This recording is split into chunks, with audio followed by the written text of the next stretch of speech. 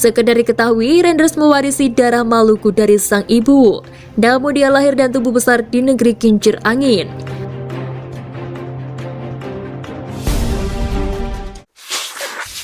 Malaysia ngebat kalahkan timnas, pemain Eropa didatangkan.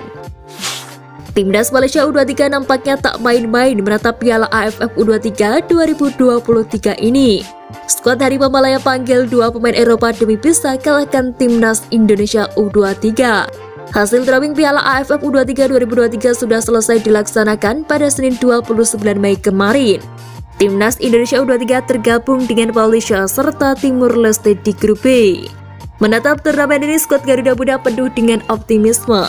Pasalnya, sebelumnya bersama Indra Syafri, tim Merah Putih mampu meraih medali emas SEA Games 2023. Di sisi lain, Malaysia akan serius menghadapi turnamen ini. Presiden FAM Datuk Hamidin Mohamid mengatakan bahwa akan berusaha manggil 2 nama yang berkarir di Eropa, Lukman Hakim serta nol lain. Tujuan Malaysia memanggil 2 pemain yang berkarir di Eropa itu juga sebagai persiapan kualifikasi Piala Asia U23 2024. Meski begitu, Hamidin sadar bahwa Piala AFF U23 tidak masuk ke kalender FIFA. Jika Lukman Hakim dan Noah lain tidak lepas klub, maka keduanya bakal diharapkan bisa dipanggil untuk Piala Asia U23 2024. Sebagai informasi, Lukman Hakim kini merupakan pemain klub KV Carthage yang kini sedang dipinjamkan ke DRV. Sedangkan Noah lain meniti karir di SJK Stena Jogi. Tijani Renders curi perhatian, Tijani Renders masuk daftar skot. Sosok gelandang AS Alkmaar Tijani Renders pernah meramaikan publik sepak bola Indonesia kala sempat menolak tawaran naturalisasi dari PSSI. Kini pemain berposisi gelandang tersebut dipanggil ke timnas Belanda senior. Timnas Belanda akan menghadapi Kroasia pada semifinal UEFA Nation League 2022-2023. Kroasia akan menjadi lawan The Orange pada laga yang akan digelar di Feyenoord Stadium Rotterdam pada Jumat 15 Juni. Timnas Belanda pun resmi mengumumkan skuad yang akan dibawa ke laga tersebut. Nama Tijani Renders masuk ke dalam daftar 32 pemain.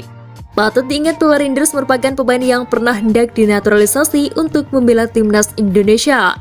Nama pemain berusia 24 tahun itu pernah masuk ke dalam daftar rekomendasi pemain keturunan yang diajukan sang pelatih Sintayong. PSSI melalui anggota komite eksekutif saat itu Hassani Abdul Ghani kemudian berupaya mendekati Renders, namun sayang pemain yang mewarisi darah Maluku itu menolak. Sekedar diketahui, Renders mewarisi darah Maluku dari sang ibu, namun dia lahir dan tumbuh besar di negeri kincir angin. Renders mengawali karirnya di Akademi LC20. Setelah dipinjamkan ke sana sini, Renders pun kini menjadi milik AS Alkmaar. Performa Renders di musim ini memang tengah mencuri perhatian. Dia menjadi pilihan utama pelatih AS Alkmaar Pascal Jansen di lini tengah. Total Renders sudah tampil sebanyak 51 kali dengan total 8 gol dan 10 assist. Renders juga selalu mencetak gol dalam 2 laga terakhir, masing-masing di laga semifinal UEFA Conference League 2022 kontra West Ham United dan di Liga Belanda versus FC Emmen akhir pekan lalu. Tim Timnas FIFA Matchday, kekuatan baru skuad STY. Pelatih Timnas Indonesia Sintayong telah memanggil 26 pemain untuk FIFA Matchday di depan mata. Pasukan Garuda akan berhadapan dengan Palestina dan Argentina. Duel kontra Palestina berlangsung di Surabaya, tepatnya di Stadion Gelora Bung Tomo pada Rabu 14 Juni malam. 5 hari berselang, awak merah putih jumpa Argentina di Stadion Utama Gelora Bung Karno, Jakarta. Terdapat beberapa pemain naturalisasi di tim asuhan pelatih asal Korea Selatan Sintayong. Ada Jordi Amat, Sandy Walsh, Stein Patinama, dan Mark Locke. Kemudian Ivar Jenner, Stefano Lillipali, dan Rafael Struijk. Sementara Elkan Bagot tidak termasuk kategori tersebut. Pasalnya ia memilih untuk menjadi WNI di bawah usia 20 tahun. Ia pun telah memegang kartu tanda penduduk sejak November 2021 lalu.